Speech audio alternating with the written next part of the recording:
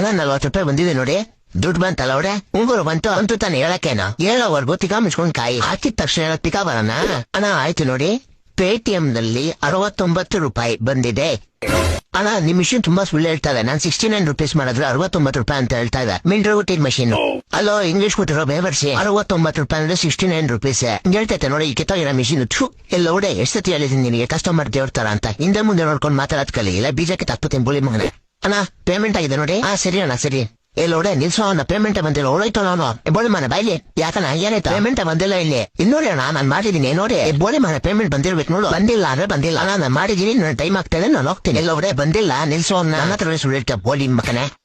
ತಗೋ ತಗೋ ಗುರು ಇಲ್ಲೋಡು. ತಡಿಲ್ಲ ಅವಡೆ ನೀವು ಐತೆ ಲೋ ಇಲ್ಲಿ ನೋಡು. ಒಡೆಯೋನು ಯಾಕೆ ಡಿಸ್ಟರ್ಬ್ ಮಾಡ್ತಿದ್ದೆ ನೀನು? ಅದು ಪೇಮೆಂಟ್ ಬಂತು ಮತ್ತೆ ಹೇಳಿಕೊಳ್ಳಲಿಲ್ಲ. ಅದು ಅವಾಗ ಟೆಕ್ನಿಕಲ್ ಇಶ್ಯೂ ಆಗ್ಬಿಡುತ್ತೆ.